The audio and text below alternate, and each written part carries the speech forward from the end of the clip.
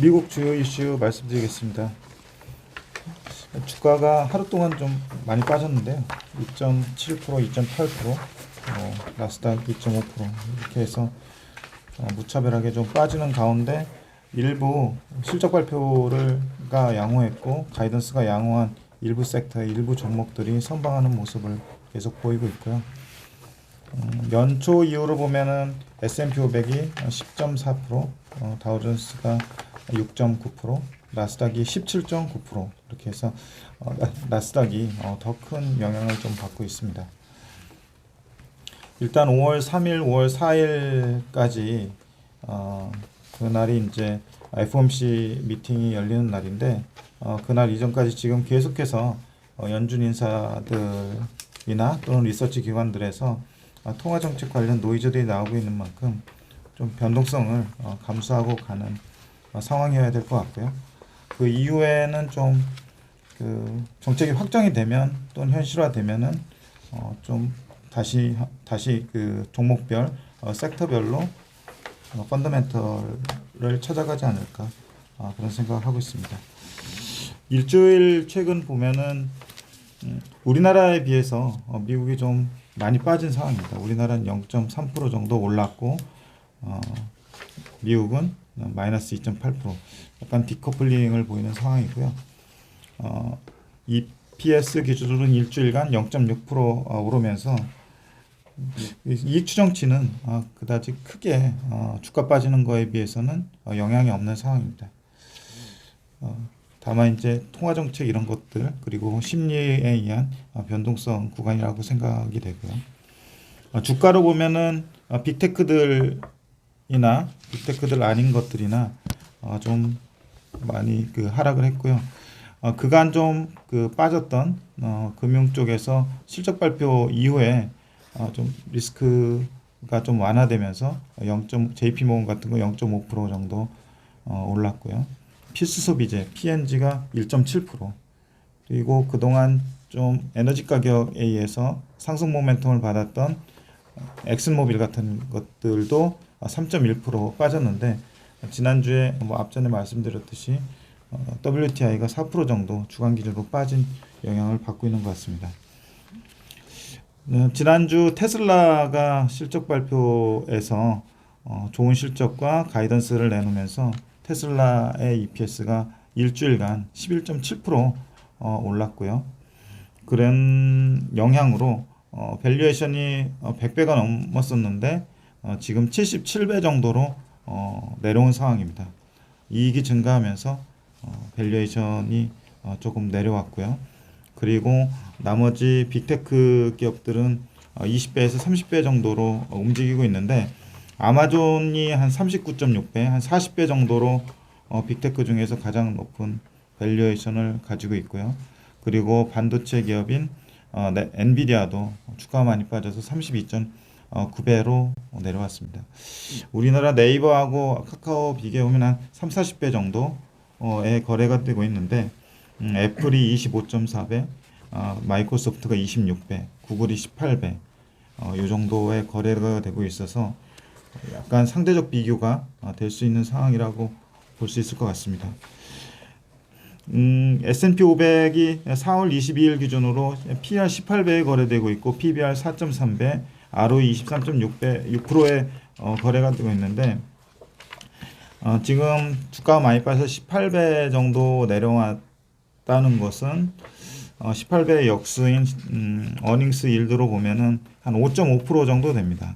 5.5% 정도 되는데 지금 금리 자체가 레벨업 되는 상황에서 미국제 10년물은 3% 정도, 그리고 3%좀 밑에까지 올라왔고요. 그리고 회사채 같은 경우도 등급이 좀 낮은 것들은 5%에 육박하고 하이힐드는 6.5% 수준이기 때문에 투자자들이 그 채권과 주식에서 조금 고민하는 이런 수준이 될 것 같고요. 여기서 금리가 조금 더 올라가게 되면은 약간 좀 가면 갈수록 증시 전체에 대한 그 매력도는 채권에 비해서 상대적으로 좀 떨어지지 않을까 이런 생각이 들고요. 그래서 금리가 올라가는 상황에서 진짜 제대로 된 실적 장세가 나타나지 않을까라고 보고 있습니다. 5월 3일, 4일 FOMC 미팅이 있는데 그 이후 그 이전까지는 계속 금리 관련 코멘트하고 이런 것들이 투자 심리를 자극하면서 변동성이 나타나는 것을 좀 인정을 해야 될 것 같고, 섹터 흐름에서도 보면은 그 실적이 좋았던 종목들이 나타난 섹터하고 그렇지 않았던 섹터들이 좀 갈리고 있는 상황입니다. 지난주에 테슬라하고 항공주하고 넷플릭스가 대표적인 사례인데요.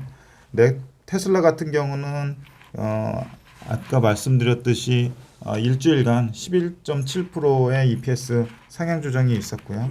그에 따라서 자유소비재 섹터의 이익 추정치를 상향하는데 긍정적 영향을 미쳤습니다. 그래서 자유소비재의 일주일간 EPS 상향은 0.86%가 있었고요.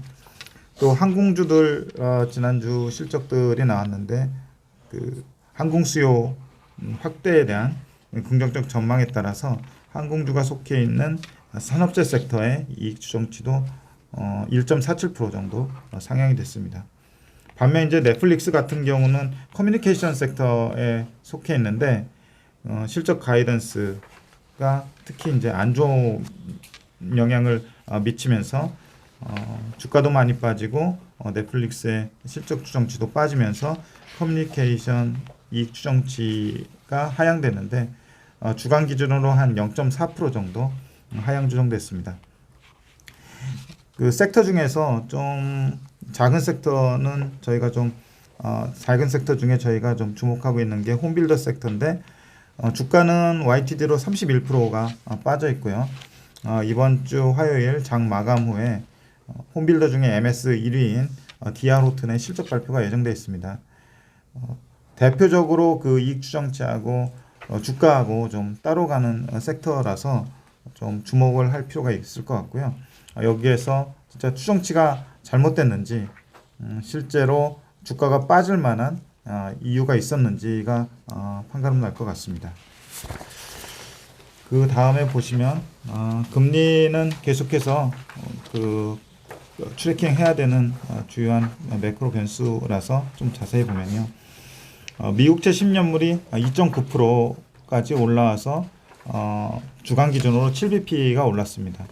그리고 기대 인플레이션은 2.98%까지 올라서 주간 기준으로는 7bp 정도 상승을 했고요. 실질 금리는 미국채 10년물에서 기대 인플레이션 뺀 수치로 마이너스 0.08%. 이게 주중에는 플러스로 전환되기도 했었습니다. 그래서 사람들이 이제 실질 금리가 플러스로 전환됐다에 조금 그 흥분하는 모습이 있었고요. 장단기 금리 차는 지난주 대비로 해서 14bp가 빠져서 0.23%로 다시 0.3%대에서 0.2%대로 내려온 상황이고요. 아무래도 그 정책 금리에 크게 더 영향을 받는 2년물 금리가 지난주에 21bp나 오르면서 장단기 금리차 축소에 부정 영향을 주었습니다. 하이힐드가 지금 6.5%를 나타내고 있고요. 이것도 전반적 금리가 레벨업 되면서 오르고 있는 상황이고, 다만 하이힐드 스프레드는 한 3bp 정도 빠져서 3.65%를 기록을 하고 있습니다. 지금 하이힐드 기준으로 보면은 6.5%, 그러니까 정크본드를 샀을 때 10년간 평균적으로 받을 수 있는 연평균 수익률이 6.5%라는 얘기인데, 그 위험도하고 주시장의 위험도를 감안했을 때 어쨌든 비교 대상이 될 수 있을 것 같고요. 그거보다 조금 더 안전한 무디스의 BAA 등급 그리고 AAA 등급의 채권 수익률이 각각 오르면서 10bp 내외씩 오르면서 각각 3.9%하고 4.8%를 기록을 하고 있습니다. 그래서 그 금리가 낮을 때는 과연 그 국채 금리나 이런 회사채 금리가 증시에 영향을 줄 만한 티핑 포인트가 얼마냐라고 하면서 좀 그 사람들의 논의가 이어졌었는데 대체로 그 상기를 해보면은 미국채 10년물 기준으로 3%가 넘어가는 수준 그리고 회사채 금리 기준으로 한 5%가 넘어가는 수준인데 아까 그 S&P 500의 PER 수준이 18배 정도 그럼 그걸 역수를 취했을 때 주식에서 얻을 수 있는 수익률은 한 5.5%고 S&P 500의 연평균 배당 수익률이 1.4%니까 한 7% 내외 정도 주가 수익률하고 배당 수익률 이렇게 합쳐서 나오는데 금리가 올라가면서 그런 정상적 비교가 전통적인 자산인 채권과 주식 사이에서 계속 논의가 이루어질 것 같고요. 그러면서 정말로 그 실적 장세로 돌입하면서 실적이 단단한 애들로 차별화되는 그런 어떤 증시의 계절이 나타나지 않을까 이렇게 생각을 합니다. 상품 시장 보면은 유가가 4.1% 빠져서 102불까지 올라갔고요.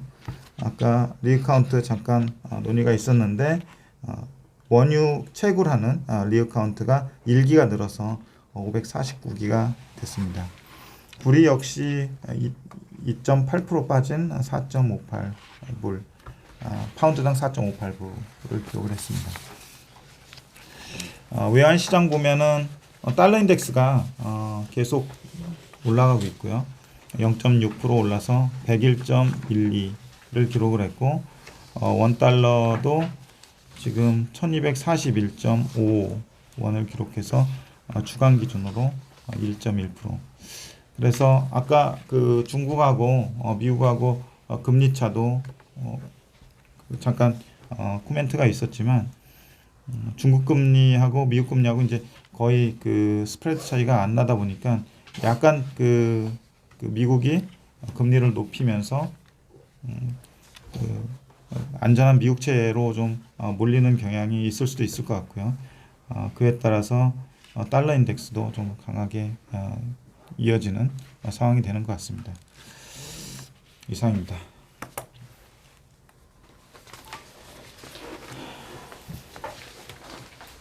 하이힐드 자체만 보면 6.5니까 예. 처음에 걱정되더라고. 지난 3월 이 코로나 때 하이힐드 자체는 11%가 넘어섰는데 벌써 6.5니까. 근데 옆에 하이힐드 스프레드를 보니까 3.65로 그렇게 위험 마켓이 되지. 예. 마켓 리스크가 뭐 지금 아주 위험한 단계다 뭐 이런 느낌은 안 드네. 스프레드를 보니까. 실제로 굉장한 지난번에 이제 팬데믹 쇼크가 나타났을 때 이 하이힐드 스프레드도 10%가 넘었었거든요. 지금은 막 그 스프레드로만 보면은 그렇게 위험한 상황은 아닌 것 같고요. 실제로 미국 은행들의 어떤 자산 건전성이나 신용 상황, 기업들의 신용 상황이 좋은 편이기 때문에 이것도 뭐 그렇게 상당히 안정적으로 움직이는 것 같습니다. 오케이, 감사합니다.